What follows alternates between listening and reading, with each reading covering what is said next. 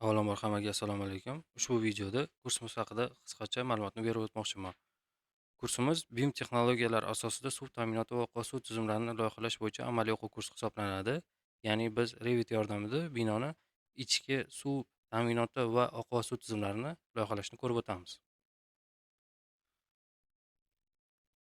Kurs muallifi haqida qisqacha. Kurs muallifi o'zimman, Farruh Mahkamjonov. Mutaxassisligim injener loyihachi, BIM Revit bo'yicha mutaxassisman.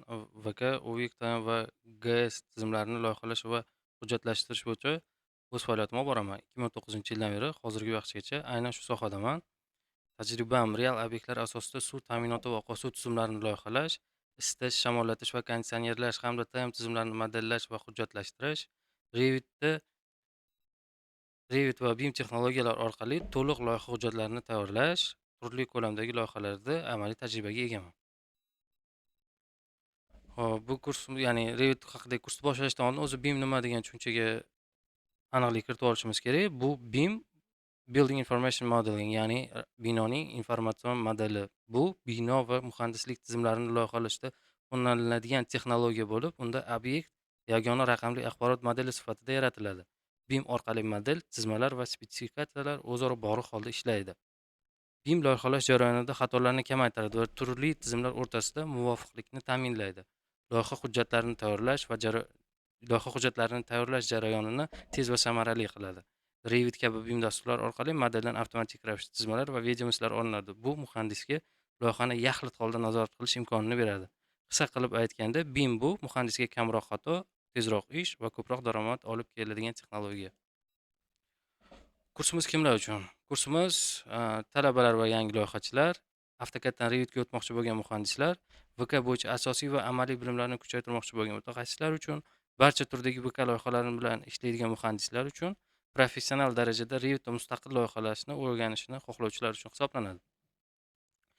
Ya'ni ushbu kurs Revit muhitida VK qismi, ya'ni suv ta'minoti va oqova suvni loyihalashga bag'ishlangan.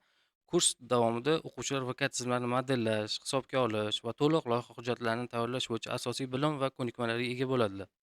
Kursda VK bo'yicha loyihalash asoslari tushuntiriladi hamda Revitda ularni amalda qo'llash usullari ko'rsatiladi. Barcha darslar real misollar asosida olib boriladi. Kurs yakunida tinglovchilar VK loyihalarini mustaqil ravishda Revitda ishlab chiqish imkoniyatiga ega bo'ladilar.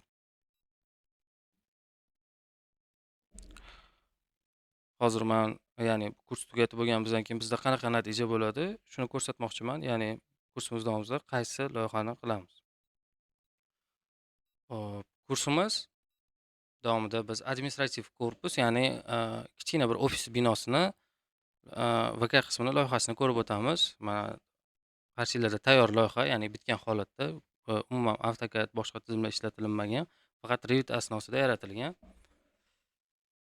Hop, birinchi varog'imiz bu umumiy ma'lumotlar qismi. Barcha umumiy ma'lumotlar keltirib o'tilgan, qaysi normalar asosida ishlangan, qanaqa turbalar ishlatilgan, qanaqa yechimlar qo'llanilgan va binoni umumiy a, sarflari keltirib o'tilgan. Keyingi qismimiz bu planimiz, ya'ni binomiz faqat bir qavatdan iborat, sanuzeli va oshxonasi bor. Shu qismlar uchun loyiha qilingan. Ko'rishingiz mumkin. Bu xuddi shu qavatimizda kanalizatsiya qismi. Keyingi varog'imizda bu aksionometrik chizmasi, ya'ni umumiy ko'rinishi. Keyingi varog'imizda aynan shu aksionometrik ko'rinishni uzilarga bo'lib chiqamiz. Xuddi shu.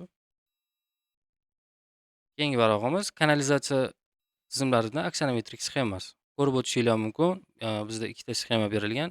Kanalizatsiya, ya'ni aynan K1 ga tegishli bo'lgan tizimlarda aksionometrik sxemasi. Ko'rib o'tishingiz mumkin. Sizga e'tibor berishingizni xohlardim. Ikki xil xuddi shuni identichni yana qaytarib oldiga qo'yganmiz. Faqat bunisida santexnicheskiy priborlarsiz qo'yilgan. Bu loyihalashni ham oson qiladi, ham montajniklar uchun ham tushunarliroq. Barcha uklonlar, отметкалар berilgan. K3 tizimimiz aksionometrik ko'rinishi. Spetsifikatsiyalarimiz, ya'ni ketgan materiallar hisob-kitoblari.